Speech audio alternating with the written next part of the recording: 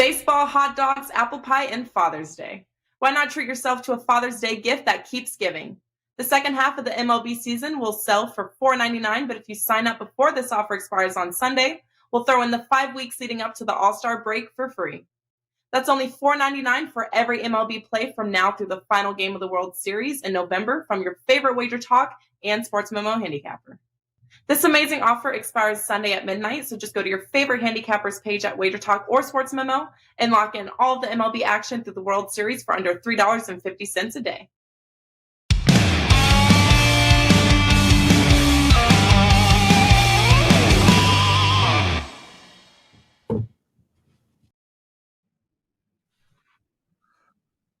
All right.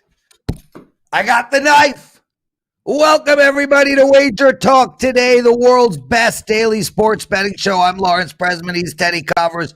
And if you don't know what I'm talking about, midway through the show, I am going to catch, that's falling knife. So stay with us. Teddy, man, I got stuff to talk about, but let's start with you. How are you, my brother? Well, we should set up the show first. We got Rob Veno coming on. He's talking MLB and USFL, the Minnesota-Arizona game. Adam Trigger, Braves, Cubs, Phillies, and Nationals, and Andy Lang with some Grand Prix Formula One, a prop bet in NHL, and some golf prop bets. What's going on with you, bro? Well, we got to talk about what happened last night in the NBA with the Golden State Warriors winning their fourth title in the last 8 years. And I had a big Very fight emotional with Gabe Morency on air last night. Did the Celtics lose it or did the Warriors win it? And that's the question right now. I really thought Boston lost this series when they lost Game 6 at home against Miami because they were never able to overcome the rest disadvantage. They were fatigued throughout the entire series.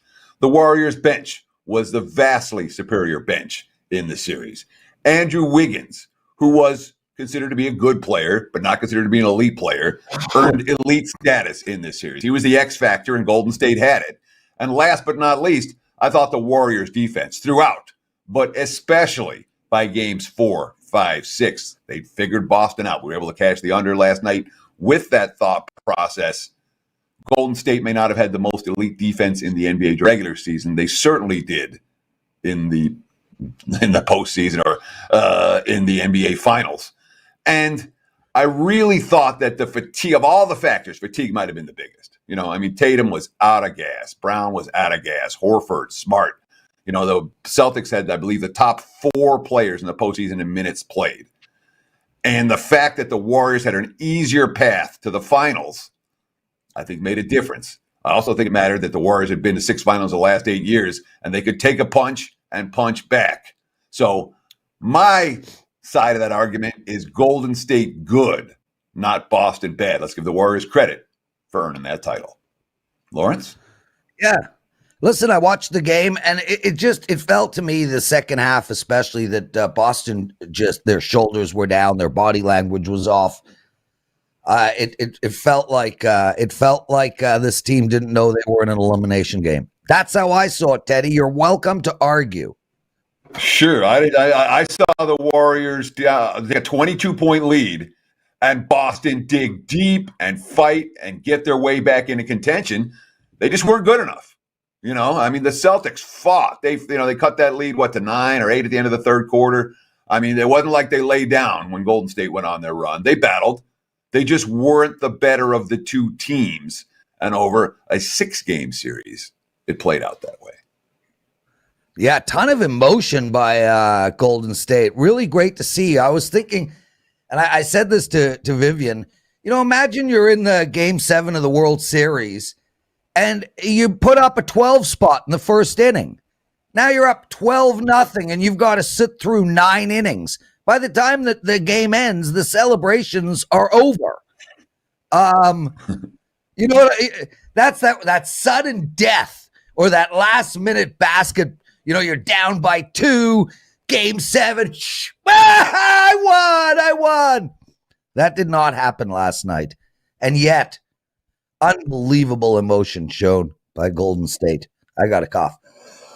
Man, And when we're talking about a that. Warriors, we're talking about a Warriors team that had the worst record in the NBA 2 years ago. Last year, they lost a play-in game to Memphis.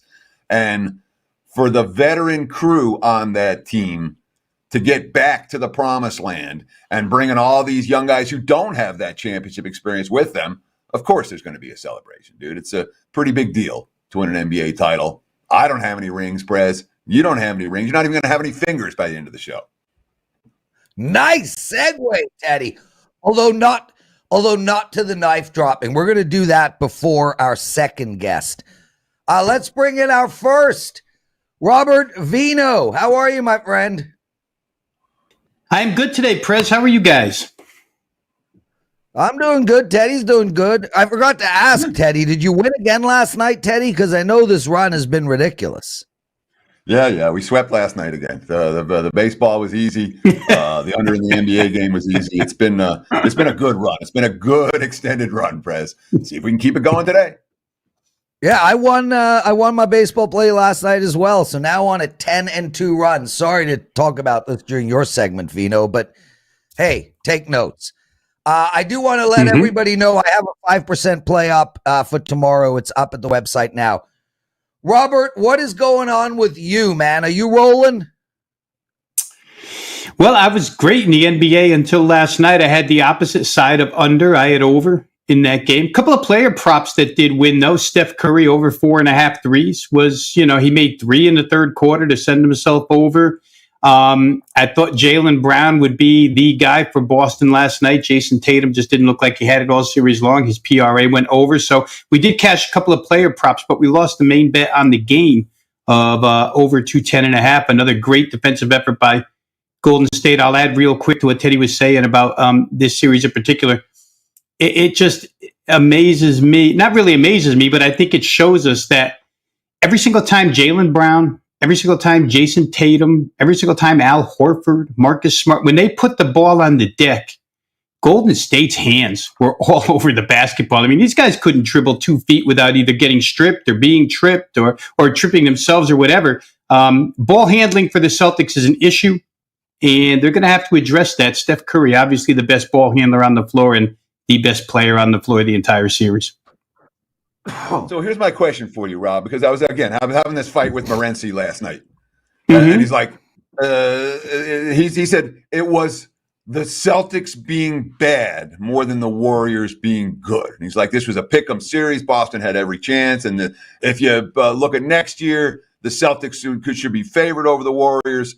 And I said, no, Golden State was a better team, and they showed it. I'm curious as to where you fall on the spectrum there. Was it Boston bad, or was it Golden State good?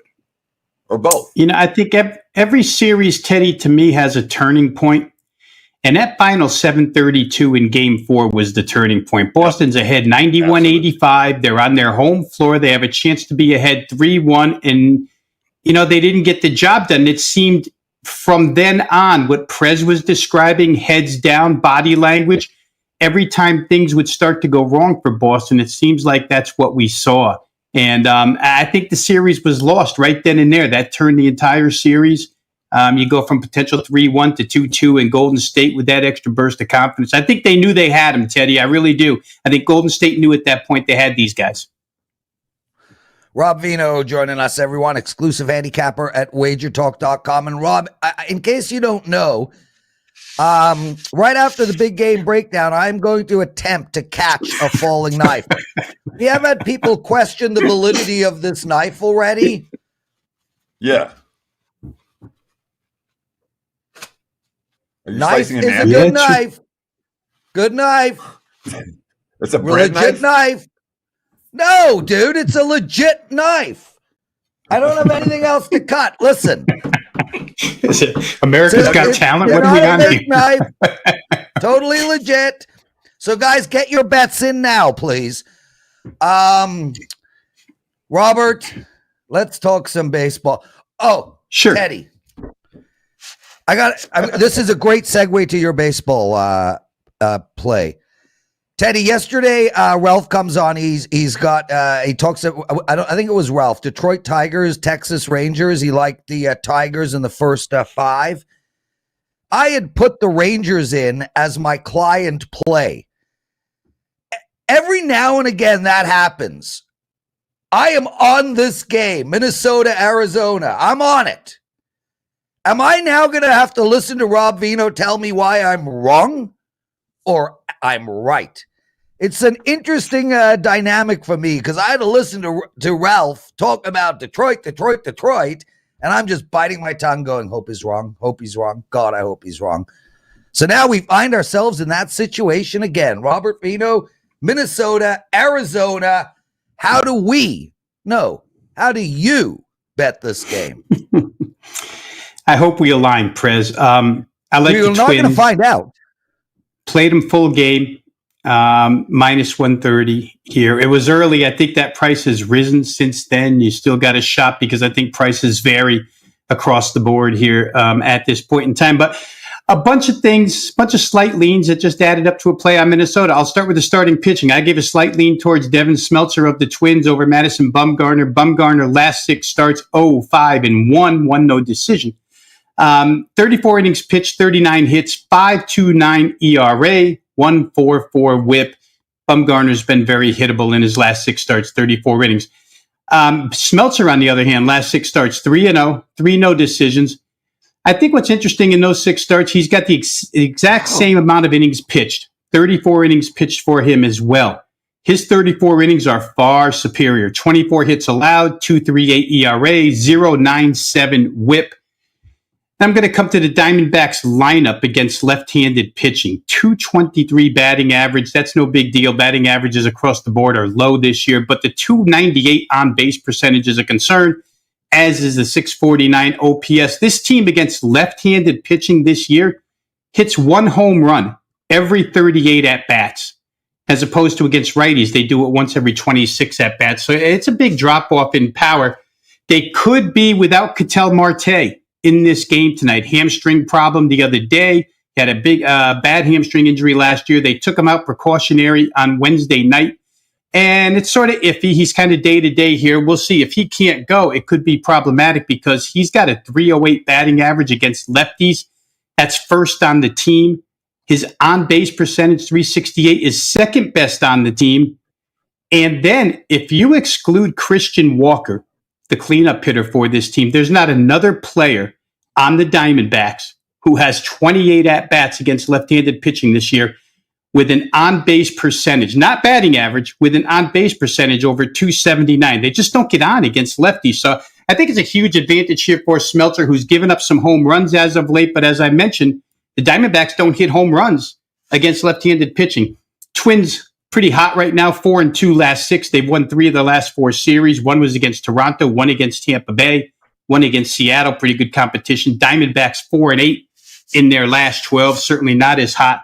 And then at the end, the reason why I played full game, guys, is because if it's close, I'm going to favor the Twins bullpen here, especially with the emergence of Juan Duran, who, 40 strikeouts in 28 2/3, averaging 100.3 miles per hour on his fastball.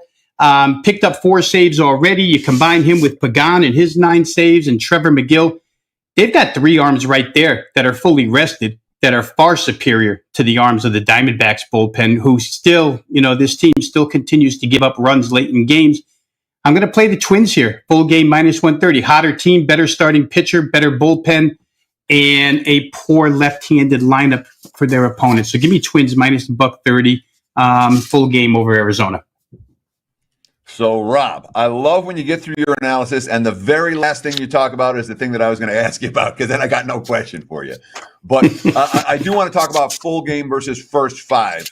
That's where I was headed in this one, because you were talking about the bullpen edges for the Minnesota Twins in this ballgame. Really, both teams had yesterday off, so both teams have relatively rested pen. But certainly, when you're looking at, Minnesota in their last 10 games, they've had 1 game where a starter recorded an out in the 5th inning. It's been a heavy bullpen usage. Whereas Arizona, last 3 games, Gallen goes 7, Davies goes 7, Kelly goes 6. Are you worried at all? Even though Minnesota has the better bullpen numbers, that maybe that bullpen might not be as fresh as we think it would be tonight. Yeah, I don't think that the pitch counts were horrible heading in, Teddy, to yesterday's day off, which is even another bonus. And those three arms that I talked about at this point in time are just far more live than, what would be considered to be the best three arms out of the Arizona bullpen, especially the ones that are going to throw in the 8th and 9th inning, most notably Ian Kennedy, Mark Melanson. Those guys just haven't come through on a consistent basis this year with these other guys. The addition of Duran has been great for Minnesota. I don't know that they knew what they had when they threw him out there, but boy, oh boy, he's taking the league by storm right now. Power pitcher, heavy strikeout guy. So I'll take my chances. Robert Veno. We'll never know if I agree or disagree. I'm looking quite good in all black today. I'm going golfing later, boys. Maybe. We'll find out in about 10 minutes if I'm going golfing later. USFL, Philadelphia playing New Jersey. You like the total? Where do we go here? Going to play it under, Prez. It's kind of a meaningless game. On the WagerTalk USFL show, we've talked about it the last couple of weeks. The playoffs start next week, and as fate would have it, the Stars will play the Generals next week in the opening round of the playoffs, actually semifinals. Only 4 teams make it. So this becomes a very, very vanilla game in my eyes. You don't want to show the opponent anything heading into the playoffs. They did meet in week 3, which was a long time ago. Generals head coach Mike Riley did say he will game plan for this game. Take that with a grain of salt, right? I mean, there's coaches in preseason who say we'll game plan too, and they game plan for maybe a half or 10 plays, whatever. But I'd expect a very vanilla, run-oriented game here. The Jersey Generals are a run-oriented team to begin with. Philadelphia has become one in the last 3 or 4 weeks. All of a sudden, they're running the football. Talk about the Stars' defensive improvement here real quick. And guys, you have to make the decision if you think their defensive improvement is fact or fiction, because what they've done in the last 4 games is pretty solid. As far as disruptive plays, they've had 27 sacks and tackles for loss combined in the last 4 weeks, plus 13 takeaways. They've been very, very strong on the defensive side. And we're talking about a team that was the worst defensive unit in the league for the first 5 weeks. They were worst against the rush as well. It could be a product of opposition, though. The 4 teams they did this all against were Tampa Bay, Houston, Michigan, and Pittsburgh, 4 teams that won't be in the playoffs.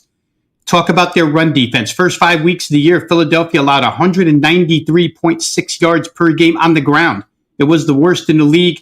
Since then, the last 4 games, 92 yards per game on the ground. They shaved 100 yards off their rush yards allowed. It's crazy. And Generals are a rush, like I say, rush-oriented offense. I think that they probably stack up pretty well here. I think both of these teams will probably just run it, not show a lot, run the clock. The Generals' number 1 quarterback, DeAndre Johnson, returned last week. He's sort of a dual threat, run and pass. He's been good in that role for the team this year. Didn't have a good game.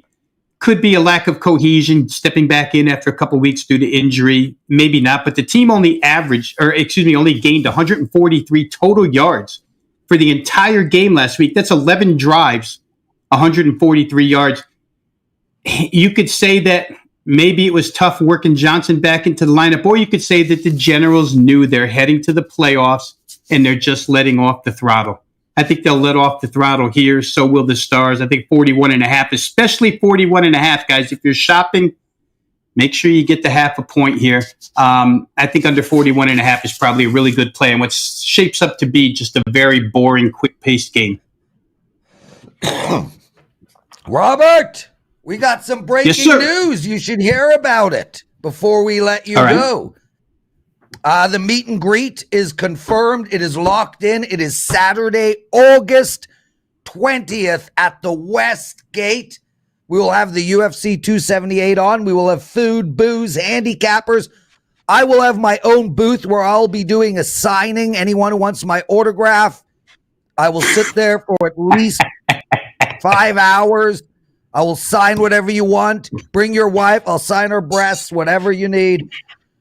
We have room discount codes, and we'll be posting all the information early next week. So August 20th, everybody come down. Robert, you coming? I'm trying right now to weasel out of my niece's wedding, which happens to be on August 20th in Saratoga, Robert New York. will not be there, everybody. If Rob wants sex in the next year, he will not be at the meet and greet. What do you got to promote? We'll see what happens, guys. Hey, let's promote today's baseball play. 4% best bet up and available right now. WagerTalk.com. 2 USFL best bets up and available at WagerTalk.com as well for this weekend. So go ahead over, check them out. Once again, WagerTalk.com. And IED, yes, I will sign your forehead. Rob Veno, what a great segment. Rob likes the Minnesota Twins against Arizona and the under in the USFL Philadelphia, New Jersey game. Teddy, get ready. Your big game breakdown's coming. The knife drop after that. Adam Trigger, Andy Lang, the daily presidential address. Stay with us, everyone.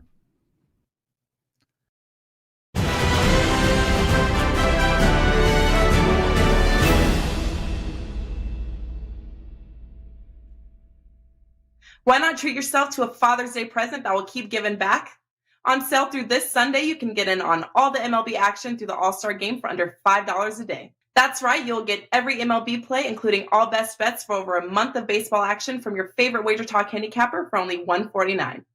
This amazing offer expires Sunday at midnight, so just go to your favorite handicappers page at WagerTalk or Sports Memo and lock in all the MLB action through the All-Star Game for under $5 a day.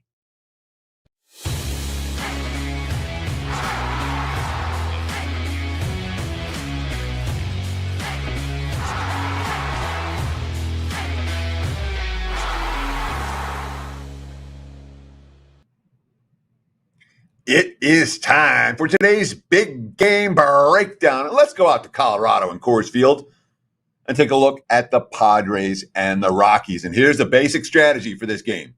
If it ain't broke, don't fix it. We're not trying to reinvent the wheel. We were on the show yesterday talking about the Padres on the road. Bet on all the way against weaker opponents. They got the job done yesterday straight up. They got the job done yesterday on the run line.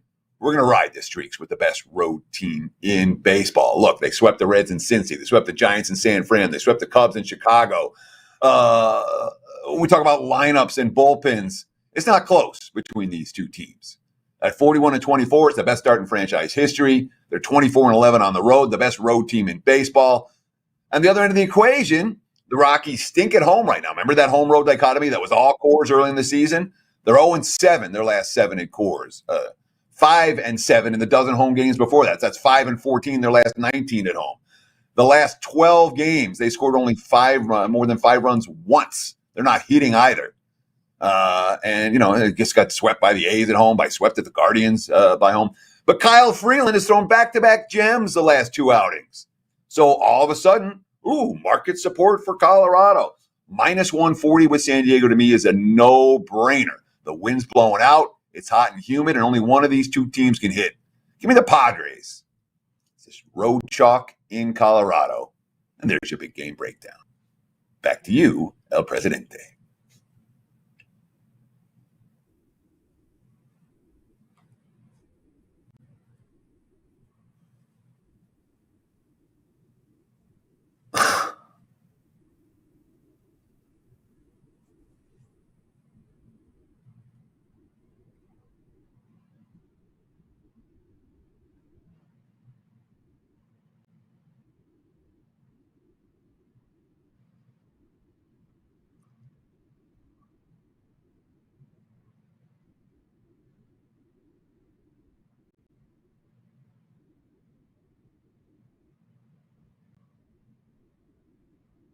Sure. Now,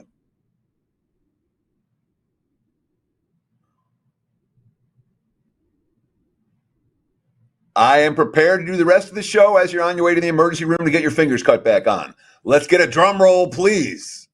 Okay, so it says I'm muted. Wait. Dan, it said I was muted. We got to do that again. I'm not muted on my end. Oh, You're guys, fine. it said I was muted. What? Okay, so guys, it's time for the, we got to do this again. It's time for the knife drop. Just to give you guys some background. Steve Merrill says all the time, never catch a falling knife. I decided to take that as a challenge. I came up with this idea yesterday like a total idiot, and I was unable to practice. I literally thought to myself, practicing this might be a bad thing. I've never done this in my life. I used to be a professional juggler. I have decent hand-eye coordination. We're going to give it a go. It is a real knife. Legit. Teddy, anything you want to add? Quick. I'm prepared to do the rest of the show without you after you're heading to the ER, getting your fingers cut back on. That being said, let's do it. I'm getting bored here with the intro. Let's do it. Okay, I gotta take the headphones off. The blood. Okay, I gotta get prepared. Blood. We want blood. All right, here. I'll be doing commentary here. Are we ready? Right. Simple. I'll do it again. Come on. Well done. I need a challenge. Oh, come on, man. That wasn't all that, and it was so bloody. Teddy, give me another challenge next time I'm coming on, man. I got to catch two knives, one after another. I don't even know how that would work. Drink a gallon of bleach. There's your challenge. The bleach challenge. Drink a gallon of bleach. Speaking of catching a falling knife, you idiot. You asked for a harder challenge. I was thinking of one. There you go. Yeah, gallon of bleach. How about the flip? The knife flip. Oh, missed. Now he's getting cocky. I want to see a finger. Yeah. Let's get Trigger on. Let's see what he does. Trigger, let's go, baby. What's up? Hey, at least I tried the damn thing. I didn't know it would be that easy, right? I could have legit cut my fingers. What's up, bro? Well, Prez, I'm figuratively going to try to catch a falling knife this afternoon in Major League Baseball, and I hope it goes as well for me as it just did for you right there. Hopefully I can make it look that easy this afternoon. Let's talk about it. Well, yeah. Go ahead, man. All right, so you don't need so let's start with... This is so crazy, Adam. My heart is beating like really quick because I didn't know how hard or easy that was going to be. So I need to calm down. So let's just start with the analogy. Go ahead, Teddy. Oh, sorry, Adam. I was going to say, let's talk about the falling knives you're trying to catch today. Should we start in Chicago or should we start? What was the other one? You have two. Oh, the Nats. Let's start there. Yeah, let's start with the Nats because it's a 1 p.m. game, and I'm going to kind of break down the doubleheader strategy I have here. So the falling knife analogy comes from, it's a saying we have in sports betting where we don't want to back a team that's lost a few in a row. That's the falling knife, right? But sometimes that's where the value is. So in this case, I want to oppose the Phillies in the doubleheader because I'm looking at the Phillies pitching. They're going to throw Ranger Suarez in game 1 and Bailey Falter in game 2. And, the Phillies here, their bullpen is still a fade bullpen, in my opinion, right? They have the 28th bullpen whip in Major League Baseball, and their bullpen ERA is 4.20. So I think the Phillies have gotten way overpriced by their win streak post the Girardi firing. And the way I look at it, they're going to play 2 games on the road today. And I'm willing to go against them on the plus 1.5 run line. In game 1, I would get plus money. So that's actually a 4% client play for me. In game 1, I'm going to take the Nationals plus 1.5. I'm getting it plus 110. And I'll probably come back and make that play in game 2 as well if they don't cover in game 1. But I'm 4-1 betting doubleheaders so far this year, and the thought process here is I don't think the Phillies, with the pitching that they're going to run out in this doubleheader, are going to be able to win both games by margin. So I made a 4% best bet for clients in game 1. I took Nationals plus 1.5, and I took it at plus 110. If they win that game, I'm probably going to get out because I don't know if I want to, back the Nationals to in 2 games of the doubleheader. However, if the Phillies win, especially if they win a tight game where they burn a lot of their better relievers, I actually like the Nationals pitching matchup a little better in game 2, and I'd be willing to come in with them on the plus 1.5, which is still at a favorable price. So best bet 4% client play for me here is Nationals plus 1.5, plus 110 in game 1. And if I do come back and do something in game 2, I'll probably tweet it out. So here's my question, Adam. I mean, I'm watching the Nats every day. They're getting blown out. Non-competitive loss. Their last 5 losses have all come by 3 runs or more. They're not in these games against the better teams they're facing. Philly, the Phillies, on the other hand, that lineup is hot, and they're pounding teams, routinely winning by multi-run margins. Why would you be looking at the plus 1.5 here as opposed to, hey, let's take Washington to win the game?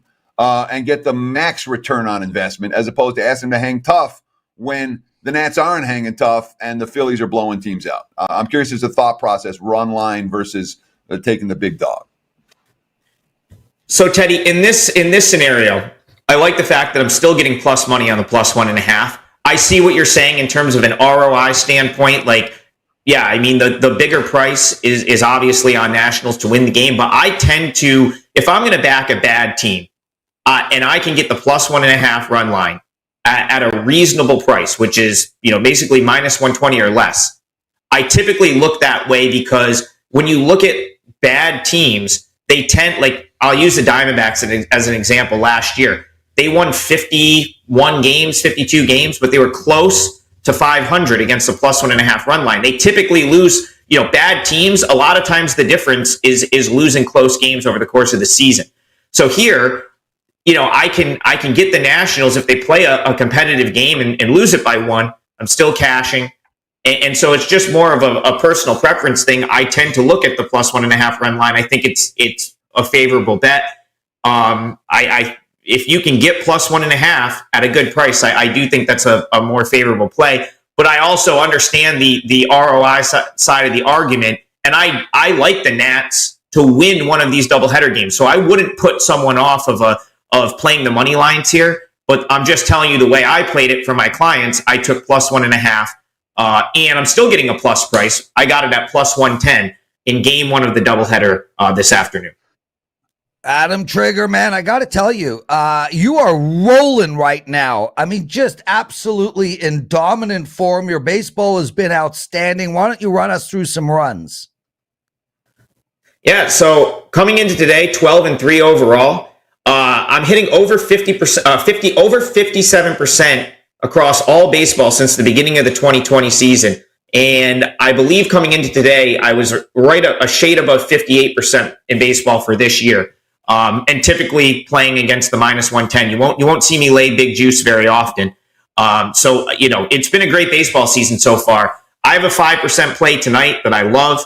That's up on my page right now. I just gave you a 4% play with the Nationals plus 1.5, and I'm going to give you another 4% play, which is also an afternoon game right now. And it's so 2 4% plays for free here on WagerTalk today. And it's another sort of, it's an ugly spot, but I think the books have sort of overcompensated for the runs. And once again, I can get a team plus 1.5 without having to lay a ton of juice in a spot that I think is favorable, that they absolutely could win. And so that play is the Cubs for me. I'm taking Cubs plus 1.5. It's minus 105. And it's another 4% play for me, Prez. And what I'm looking for here is like, okay, so the Braves have won 14 straight, but they've done it pretty much against the bottom feeders in the league. If you look at the run, right, they swept the Rockies, A's, Pirates, and Nationals. The first win of that 14-game winning streak was against the Diamondbacks to avoid a sweep. So they had lost the prior 2. They got the last game to avoid a sweep. Prior to that, the Braves were a sub-500 team. The Cubs come in losing 10 straight. The first 2 losses of their losing streak were the back end of a series against the Cardinals, where I think it was a 5-game series, and they won 2 of those games. They lost 2 on the road to the Orioles, who have been a better than advertised team so far this year. And then they got swept in the Bronx by the Yankees and swept by the Padres, who are one of the better teams in the National League, in my opinion, and red hot right now. So if you can get over the two sort of streaks, this matchup, you should not be able to get Cubs plus 1.5 around even money at home here, in my opinion.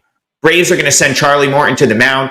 He's finally showing his age. In my opinion, he's finally showing his age. He's sort of like had a resurgence late in his career, but now he looks like he's dropping off. 5.67 ERA, 1.48 WHIP, and he's given up He's given up 4 earned runs in 4 straight starts. So I'd actually say Keegan Thompson for the Cubs would represent an advantage starting pitching wise. He kind of got blown up against the Yankees, but 3.67 ERA, 1.24 WHIP. His numbers have been better. And it really comes down to here. It's sort of part of a bigger overall strategy. I think going back to the first game I spoke about, the Phillies way overvalued on the road here in this spot because of that sort of streak post Girardi. The Braves just have peaked out on value because of this 14-game winning streak. These are both day games today. So I'm going to take Nationals plus 1.5, Cubs plus 1.5, both 4% plays. I think I'm going to win both, but if I get a split, the juice is going to cancel out.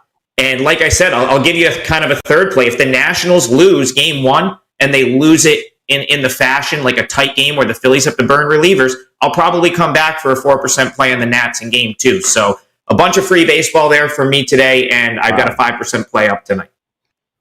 Great segment. Adam Trigger, everyone. Exclusive handicapper at WagerTalk. We love having you. We're going to see you soon, brother. I'm coming down to Saratoga Springs for July 6th. Get the hell out of here, bro. Thanks for joining us. Teddy Barry Gigliotti writes, there was a guy in Vegas who juggled a chainsaw hatchet and a bowling ball. That could be the new challenge. Done. I'll juggle a chainsaw and a bowling ball on Monday's show. I want the hatchet. Who owns it? What? I want the hatchet in the mix. The hatchet. The chainsaw. I want the blood, dude. There was a lot. I mean, I was expecting a little bit of some excitement, not, when you catch it. Not my fault. You were sitting at the edge of your seat, right? Not that much. No. Now, Teddy won't give me anything. Guys, hit that like button, please. Come on. If any show deserves 100 likes, this is it. Plus, we got Andy Lang in a blood red shirt coming on. Andy, have you enjoyed the show so far? Yeah, it's amazing. You can juggle objects better than you can juggle putting out the WagerTalk Today schedule.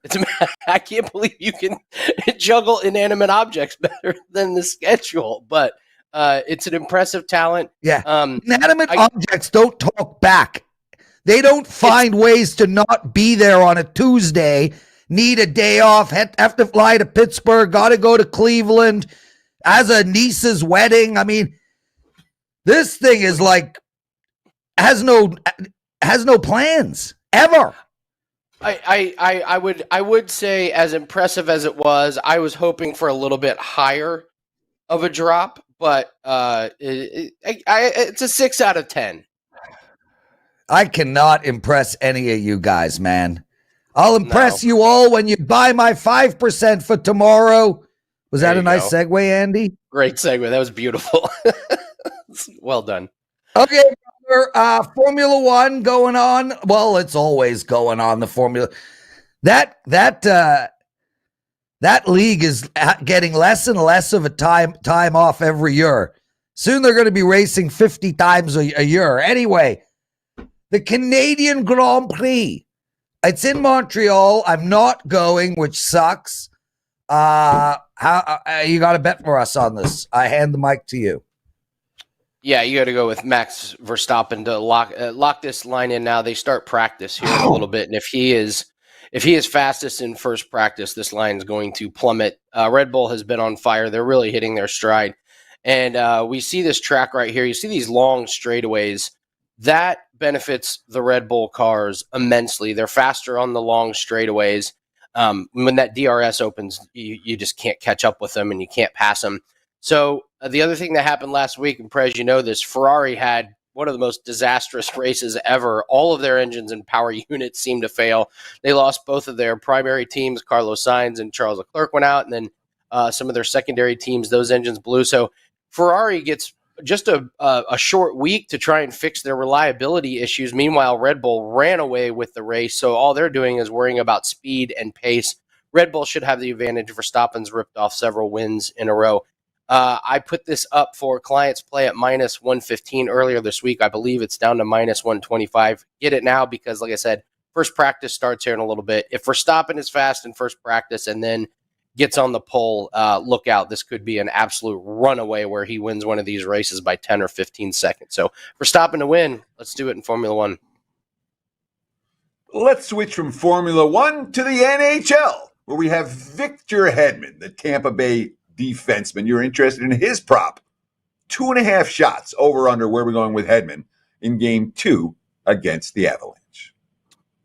Well, we're going to go under on his shots, and Prez, you might be able to speak on this. I expect a little bit of a slower pace game in Game 2.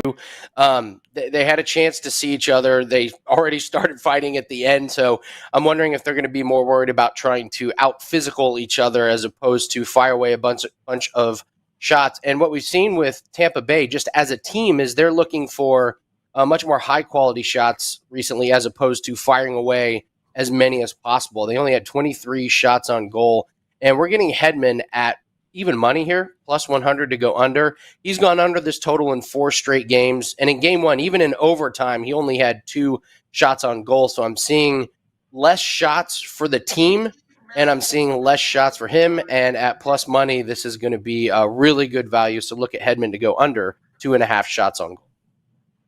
Yeah, I mean, listen, Andy, the play makes sense. The only problem for me and why I personally would not bet that play is Hedman had one of the worst playoff games he's had in his career in game 1. He was singularly responsible for one of the goals, if not 2 of the goals.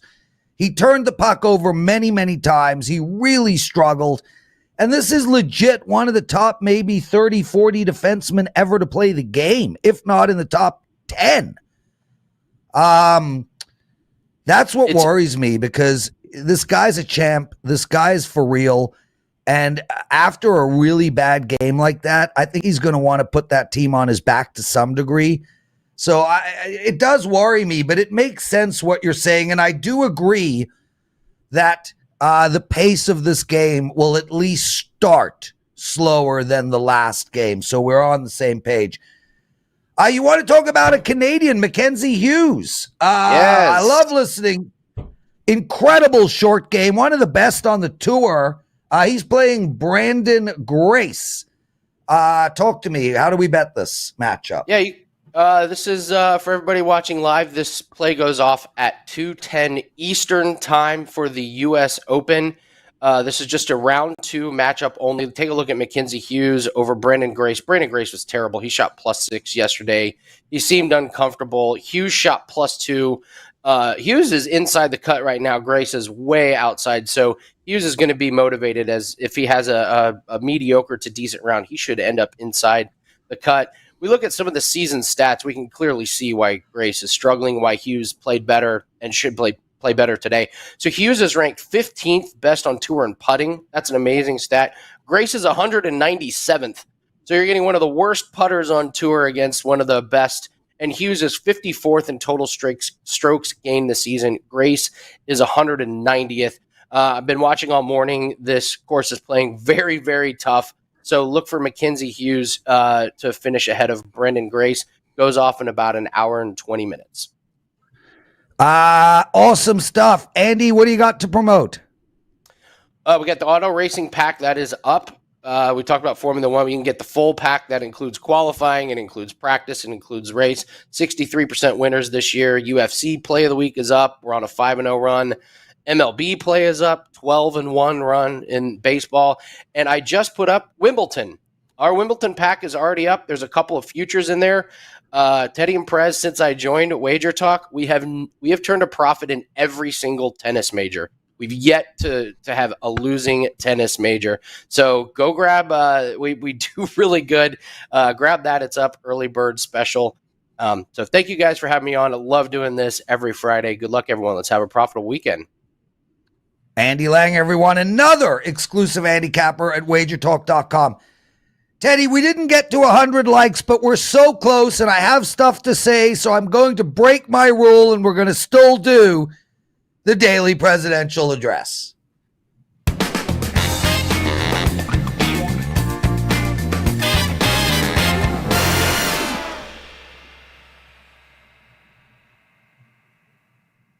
Okay, guys, I got 2 bets I'm making for you tonight, both in baseball. I won my baseball bet on the daily presidential address yesterday, the LA Angels. I'm back with 2 today. Before we get into that, I want to say a couple of things. Firstly, I am on a 10-2 baseball run. 10 wins, 2 losses. I have a baseball play up for my clients tonight. Please make sure to play my baseball. As well, I won my 5% play in hockey in game 1. I have another 5% play going tomorrow night. Guys, get down on my 5% plays. They have been absolutely gold for 3 years straight. And that'll also come with a bonus MLB play. As for your free bets today, I'm taking the Houston Astros under the total. And I'm also on the Braves minus 1.5. Adam Trigger did come on Wager Talk today and talked about taking the Cubs at plus 1.5. And if you listen to the show, we'll give you all your reasons. I'm on the other side of that. I'm taking the Cubs, the Braves minus 1.5, and Houston under the total. Teddy, I am here for Monday's show, and then Steve Merrill will be hosting with you all week as I am going down to Vegas to play in the World Series of Poker. Love you, bro. Take us home. Sure, that's going to wrap it for the week here at Wager Talk Today. We'll do it again next week. Same time, same channel, 9 a.m. Pacific, noon for you back east, every Monday through Friday. So, between now and then, have a great weekend, enjoy the games, and good luck with your bets.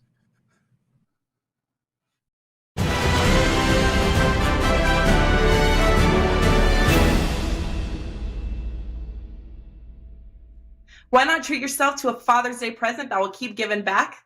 On sale through this Sunday, you can get in on all the MLB action through the All-Star Game for under $5 a day. That's right, you'll get every MLB play, including all best bets for over a month of baseball action from your favorite Wager Talk handicapper for only $149. This amazing offer expires Sunday at midnight, so just go to your favorite handicappers page at Wager Talk or Sports Memo and lock in all the MLB action through the All-Star Game for under $5 a day.